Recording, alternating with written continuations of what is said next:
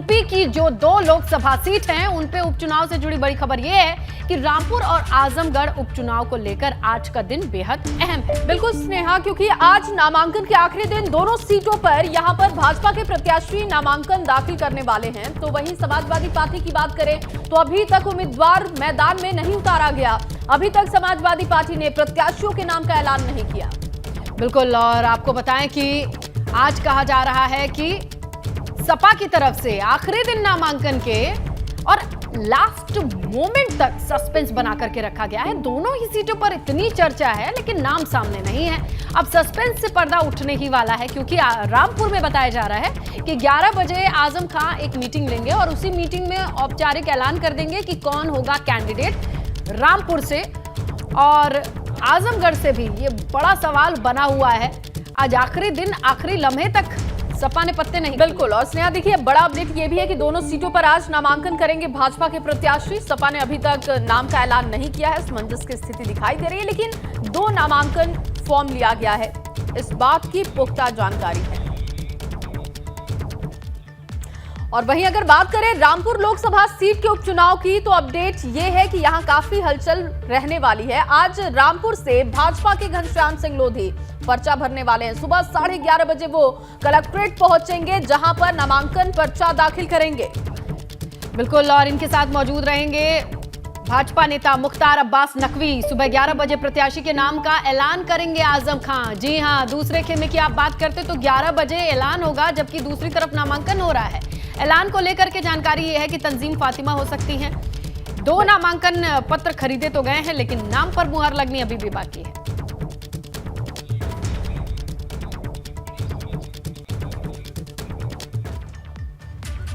देखिए, बड़ी खबर मिल रही है। आजमगढ़ लोकसभा उपचुनाव से जुड़ी बड़ी अपडेट यह है कि अंशुल यादव सपा के उम्मीदवार हो सकते हैं। देखिए, आजमगढ़ से अंशुल यादव नामांकन कर सकते हैं। सूत्रों के हवाले से यह बड़ी खबर। इटावा के जिला पंचायत अध्यक्ष अंशुल यादव, अब तक डिंपल यादव और शमा वसीम के नाम के चर्चे थे, लेकिन इसी बीच खबर आ रही है अंशुल यादव के नाम की। सूत्र बताते हैं इटावा के जिला पंचायत अध्यक्ष अंशुल यादव हो सकते हैं उपचुनाव के सपा कैंडिडेट।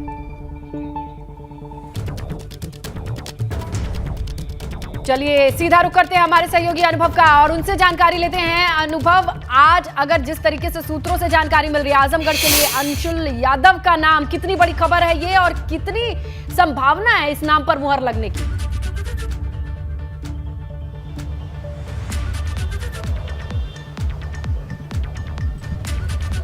देखिए, आज नामांकन का आखिरी दिन है आजमगढ़ में और रामपुर, दोनों जगहों पर जहां लोकसभा के उपचुनाव होने। बीजेपी ने तो अपने कैंडिडेट घोषित कर दिए। उनके तो दोनों प्रत्याशी जो है एक 12 बजे, एक 11:30 बजे अपना नॉमिनेशन फाइल करेंगे। अब सवाल यही है कि भाई दोनों सीटें तो समाजवादी पार्टी के सांसदों ने छोड़ी, तब खाली हुई, और ऐसे में समाजवादी पार्टी इतनी कंफ्यूजन में है, वो तय नहीं कर पा रही किसको उम्मीदवार बनाया जाए।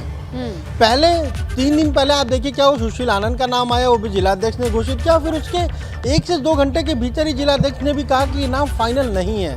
फिर जो पूर्व मंत्री थे वसीम अहमद, उनकी पत्नी शमा वसीम का नाम आया कि वो लड़ सकती हैं।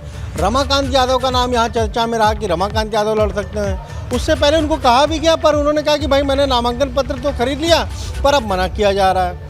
अब नाम आ रहा है धर्मेंद्र यादव का और अंशुल यादव का एक नाम आ गया है। इटावा के जिला पंचायत अध्यक्ष हैं, यादव परिवार से आते हैं वो भी, और अब ये कहा जा रहा है कि उनको वहाँ लड़ाया जा सकता है।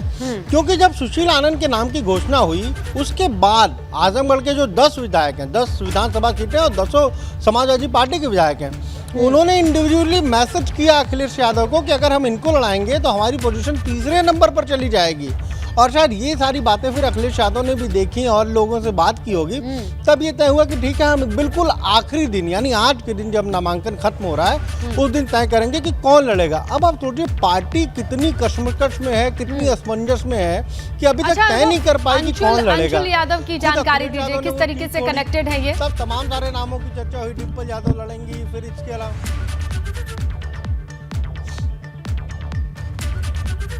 देखिए अंशुल की अगर बात करें तो वो भी अगर हम कहें तो रिलेटिव ही हैं, रिश्तेदार ही हैं और वो इटावा जिला पंचायत अध्यक्ष हैं। जब अभी हाल ही में बीते वर्ष अगर कहें तो जिला पंचायतों के चुनाव हुए थे तो 5 जगहों पर समाजवादी पार्टी जीती थी और इटावा भी उनमें से एक था। तो अंशुल यादव भी अगर हम कहें तो अभी तो खैर अपने ज़िले में ही राजनीति कर रहे हैं, पर नाम की चर्चा इसीलिए है कि वहाँ पर शायद धर्मेंद्र यादव भी तैयार ना हो रहे हो आजमगढ़ लड़ने के लिए। तो अब ये है कि चलो ठीक है, यादव परिवार से किसी को लड़ाया जाए, अंशुल यादव को लड़ाया जाए। क्यों लड़ाया जाए? क्योंकि आजमगढ़ का जो जाति समीकरण है, जो वोटर है उसको देखिए, यादव मुसलमान ये सबसे ज़्यादा वोटर है वहाँ पे।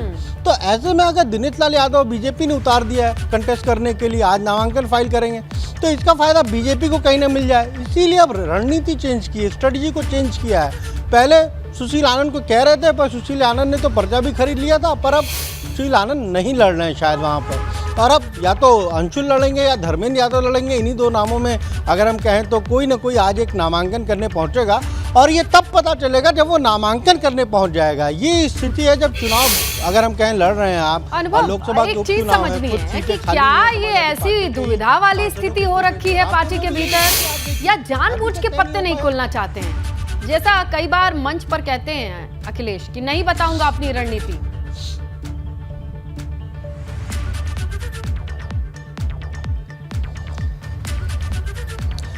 देखिए, इसमें अब रणनीति बताने की छुपाने की कोई अगर हम कहते इतना समय तो है नहीं कि रणनीति को छुपा कर उनको कोई फायदा होगा। हाँ, बेहतर ये होता कि अगर वो पहले अपने कैंडिडेट को घोषित कर देते और ये कहते कि यही लड़ेगा। इससे क्या होता है कि जो वर्कर है, जो कार्यकर्ता, उसमें भी कंफ्यूजन रहता है। भाई मुझे किसके लिए कैंपेन करना है? मुझे सुशील आनंद के लिए करना है, मुझको धर्मेंद्र यादव के लिए करना है कि मुझको डिम्पल यादव के लिए कैंपेन करना है? किसके लिए आखिर कैंपेन करना है? ज़्यादा समय तो बचा नहीं है, 23 तारीख को तो वहाँ पर वोटिंग भी होगी। तो ऐसे में सबसे ज़्यादा कन्फ्यूजन कार्यकर्ताओं में हो जाता है। और 2022 के आप विधानसभा चुनाव के परिणाम देखिए, कई सीटों पर क्या स्थिति हुई। खुद समाजवादी पार्टी कन्फ्यूजन में थी, किसी को टिकट दिया, सिंबल वापस ले लिया, दूसरे को कैंडिडेट बना दिया। इसका तो नुकसान उठाना पड़ा समाजवादी पार्टी को खुद। अभी अखिलेश यादव ने 2 दिन पहले जब बैठक बुलाई हारे हुए कैंडिडेट की, तो उन्होंने यही बात तो कही कि भाई बहुत जगहों पर ये भी दिक्कत हुई कि जो वोटर था वो भी नहीं समझ पाया कि किसको टिकट मिल रहा है, जो कार्यकर्ता था वो भी कंफ्यूजन में रहा और इस वजह से हमें सीटें कम मिली। तो वही कंफ्यूजन हमें यहाँ दोनों उपचुनाव में देखने को मिल रहा है। आप देखिए 2019 में 5 सीटें समाजवादी पार्टी ने जीती थी लोकसभा की। अब 2 पर तो चुनाव होने जा रहे हैं, यानी 3 अभी उनके सांसद हैं। अब 2 के क्या परिणाम आते हैं ये भी पता चल जाएगा। फिर इसके बाद आप देखिए राज्यसभा में 3 सीटों पर भेज सकते थे, एक जयंत चौधरी को दे दी तो जाहिर सी बात है अपने सिंबल पर गए होंगे। कपिल सिब्बल इंडिपेंडेंट चले गए, केवल 1 सीट पर समाजवादी पार्टी के सिंबल से जावेद अली पहुंचे हैं। तो ऐसे में देखिए, जब पार्टी कोई भी अगर हम कहें, जिसको दिल्ली की अगर बात कर ले, जब राज्यसभा लोकसभा में सदस्यों बिल्कुल अनुभव, देखिए आज का दिन अहम रहेगा क्योंकि आज तो पत्ते खोलने ही पड़ेंगे समाजवादी पार्टी को। तो थोड़ा इंतजार करते हैं। फिलहाल के लिए आपका बहुत शुक्रिया तमाम जानकारी के लिए। चलिए आगे बढ़ते हैं और इसी बीच आपको बताते चले कि बड़ी खबर है उत्तराखंड से। देखिए, उत्तरकाशी हादसे पर बड़ा अपडेट सामने आया कि मृतकों की संख्या 27 हो चुकी है। देखिए, ये दुखद अपडेट है क्योंकि सुबह तक ये संख्या 25 बताई जा रही थी और आशंका थी कि जिंदगी और मौत के बीच में कुछ लोग हैं वो जंग हार भी चुके हैं। 2 और लोगों की संख्या में बढ़ोतरी हुई है। कुल 30 लोग सवार थे इस बस में, ड्राइवर, क्लीनर समेत 25 यात्री थे। और देखिए, अब दुखद खबर ये है, इस पूरे मरने वाले आंकड़ों में 2 और संख्या जुड़ चुकी है, जिनके हादसे के बाद से उम्मीद थी कि शायद बच जाएं, लेकिन ये उम्मीद यहां खत्म हुई है। 2 और आंकड़े बढ़ चुके हैं, 27 हो चुकी है जान गंवाने वालों की संख्या। मध्य प्रदेश से 4 धाम यात्रा के लिए ये बस निकली थी, परिवार के साथ निकले होंगे कई लोग, लेकिन आखिरी यात्रा 27 लोगों की बन चुकी है। और इस पर देखिए लगातार शोक संवेदनाओं का दौर चल रहा है। पीएम ने, सीएम ने शोक संवेदना व्यक्त की है। और चलिए खबरों में आगे बढ़ेंगे और लोकसभा उपचुनाव के बाद बात करते हैं विधान परिषद के दंगल की भी। दरअसल यूपी में विधान परिषद की 13 सीटों को लेकर भी दंगल शुरू हो चुका है स्नेहा। बिल्कुल जया, देखिए नामांकन के चौथे दिन तक ना तो बीजेपी ने प्रत्याशी उतारे हैं, ना ही सपा की ओर से कैंडिडेट के नाम की घोषणा हुई है। माना यह जा रहा है कि इन 13 सीटों पर चुनाव में बीजेपी 9 तो सपा 4 सीटों पर आराम से जीत हासिल कर सकती है। लेकिन फिर से वही वाला सवाल है जो लगातार चला आ रहा है, जिसका जिक्र अभी हम कर रहे थे लोकसभा उपचुनाव को लेकर के, कि कैंडिडेट कहां हैं, जहां ऐन वक्त पर कैंडिडेट के नाम वाले पत्ते खोले जा रहे हैं।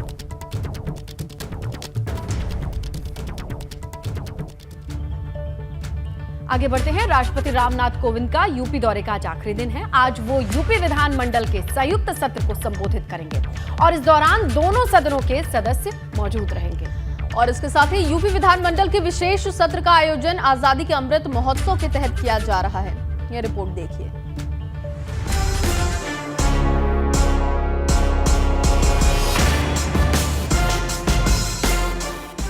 राष्ट्रपति रामनाथ कोविंद कानपुर, कुशीनगर, गोरखपुर और वाराणसी का दौरा करने के बाद जैसे ही लखनऊ पहुंचे, एयरपोर्ट पर उनका शानदार स्वागत किया गया। लखनऊ एयरपोर्ट पर राज्यपाल Anandiben Patel, CM Yogi Adityanath, deputy CM Keshav Prasad Maurya, Brajesh Pathak समेत कई नेताओं ने अगवानी की। राष्ट्रपति रामनाथ कोविंद उत्तर प्रदेश के विधानमंडल के विशेष सत्र को आज संबोधित करेंगे। इस दौरान दोनों सदनों के सदस्य मौजूद रहेंगे। विधानमंडल के विशेष सत्र का आयोजन सुबह 11 बजे से विधान भवन में होगा, जिसे राष्ट्रपति रामनाथ कोविंद संबोधित करेंगे। वो सुबह करीब 10:30 बजे राजभवन से विधानसभा के लिए रवाना होंगे। विधानसभा पहुंचते ही उनका स्वागत किया जाएगा। इस दौरान विपक्षी दलों के नेता भी मौजूद रहेंगे। इसके बाद राष्ट्रपति विधानसभा के मुख्य मंडप पर पहुंचेंगे, जहां दोनों सदनों के सदस्यों को संबोधित करेंगे। करीब 1 घंटे विधानसभा भवन के कार्यक्रम में शामिल होने के बाद राष्ट्रपति राजभवन वापस जाएंगे। यूपी दौरे के पहले दिन राष्ट्रपति अपने गांव परौंख पहुंचे थे, जिसके बाद वो कानपुर में कई कार्यक्रमों में भी शामिल हुए थे। यूपी दौरे के अगले दिन यानी शनिवार को वो गोरखपुर गए थे। वहां उन्होंने गीता प्रेस के शताब्दी वर्ष समारोह में शामिल हुए और उसके बाद उन्होंने गोरखनाथ मंदिर में पूजा भी की। जिसके बाद रविवार को संत कबीर नगर गए और संत कबीर की समाधि पर भी गए। फिर संत कबीर अकादमी एवं शोध स्थान और इंटरप्रिटेशन सेंटर का लोकार्पण भी किया। जिसके बाद वो वाराणसी गए और काशी विश्वनाथ मंदिर में दर्शन किए। Bureau report, ABP Ganga. और अब रुख करते हैं अगली बड़ी खबर का। बड़ी खबर आपको बता दें, कानपुर हिंसा से जुड़ा बड़ा अपडेट मिल रहा है। कानपुर हिंसा को लेकर बड़ा अपडेट ये है कि आज आरोपियों की कस्टडी रिमांड की मांग होगी। आरोपियों की पुलिस कस्टडी रिमांड के लिए अर्जी आज दाखिल होगी। पुलिस की तरफ से पकड़े गए 5 आरोपियों और को भी कोर्ट में पेश करेगी पुलिस। और आज रिमांड लेने की कोशिश होगी, क्योंकि और भी राज खुलेंगे इन आरोपियों से। पकड़े गए 5 और आरोपियों को भी कोर्ट में पेश करेगी पुलिस। कल 5 आरोपी पकड़े गए थे और कानपुर हिंसा में अब तक 29 आरोपी गिरफ्तार किए जा चुके हैं। आपको बताएं कि रविवार को कानपुर हिंसा के मास्टरमाइंड जफर और उसके 3 साथियों को 14 दिन की जुडिशियल कस्टडी में जेल भेजा जा चुका है और आज उन 5 आरोपियों को कोर्ट में पेश किया जाएगा, जिनकी गिरफ्तारी कल की गई थी। खबर हापुड़ से है। ब्लास्ट मामले का दूसरा आरोपी दिलशाद गिरफ्तार हो चुका है। हापुड़ पुलिस ने यह गिरफ्तारी की है। दिलशाद ने वसीम को किराए पर दे रखी थी फैक्ट्री, जहां पर इलेक्ट्रॉनिक पार्ट्स बनाने का लाइसेंस तो था, लेकिन इसमें बन रहा था पटाखा, ऐसा आरोप है। हापुड़ में हुए धमाके में 13 लोगों की मौत हुई थी और अब इस मामले पर अपडेट यह है कि गिरफ्तारी हो चुकी है। वाराणसी में 16 साल पहले हुए सीरियल ब्लास्ट के मामले में गाजियाबाद कोर्ट ने आरोपी वली-उल्लाह को दोषी करार दिया है, जिसके बाद आज गाजियाबाद कोर्ट में उसे सजा सुनाया जाएगा। आपका ये जानना भी जरूरी है कि इलाहाबाद हाई कोर्ट के आदेश के बाद ये केस गाजियाबाद सेशन कोर्ट में ट्रांसफर कर दिया गया था और कैसे ट्रांसफर हुआ ये केस, उसके पीछे की क्या कहानी है, देखिए इस रिपोर्ट।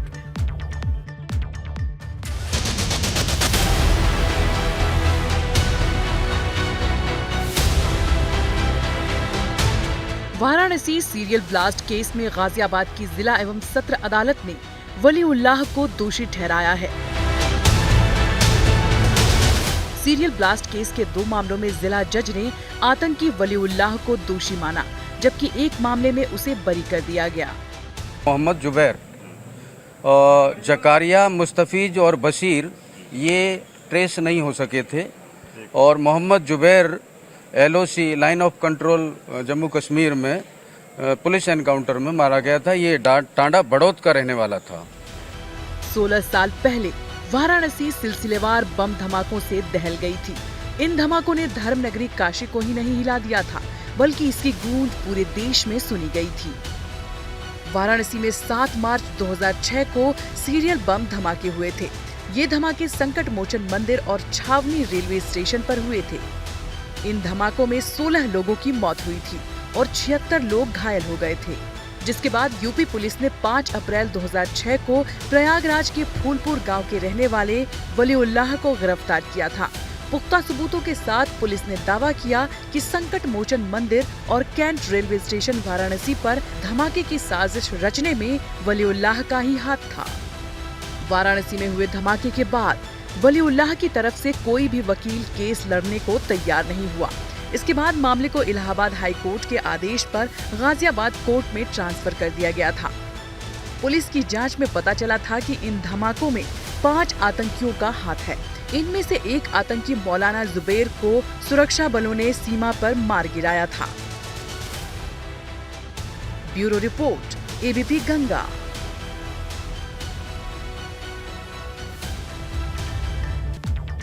उधर हमीरपुर में एक अनोखा मामला सामने आया है। यहाँ की एक शादी दिन भर चर्चा में रही। मनासर बाबा शिव मंदिर के महंत द्वारका दास और बजरंग बली मंदिर पर्च के महंत अर्जुन दास ने अपने पालतू कुत्ते कुल्लू और कुतिया भूरी की शादी कराकर खुद को एक दूसरे का समधी बताया। आपको भले ही लगे कि ये खबर अजीब है, लेकिन पूरे हिंदू रीति रिवाज के साथ रस्में निभाई गई। बाकायदा बारात निकली और द्वाराचार, भंवरे, कलेवा, मतलब शादी में जो कुछ भी होता है वो सब कुछ हुआ। देखिए आप।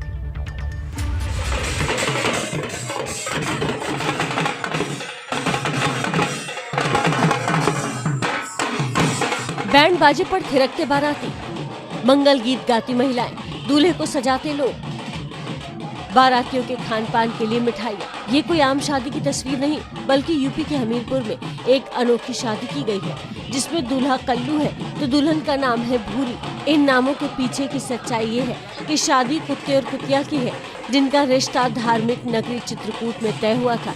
जब दूल्हे की बारात रवाना होने का समय आया तो दरवाजे पर दूर दराज से आए बारातियों के साथ साधु संत और बैंड बाजा भी था, जिसकी धुन पर जमकर लोग थिरके।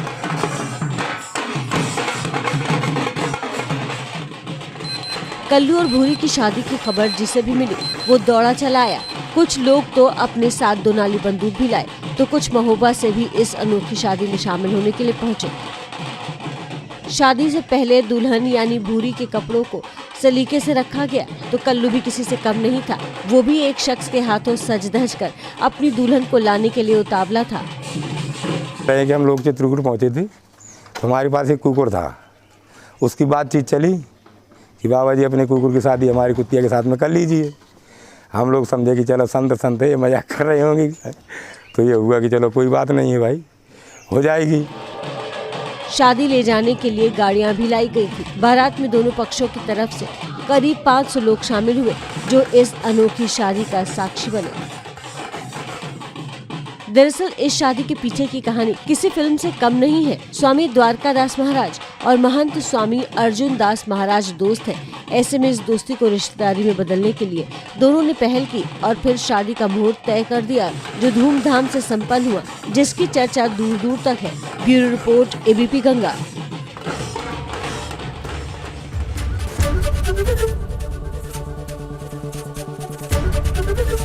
एबीपी गंगा, खबर आपकी, जुबान आपकी।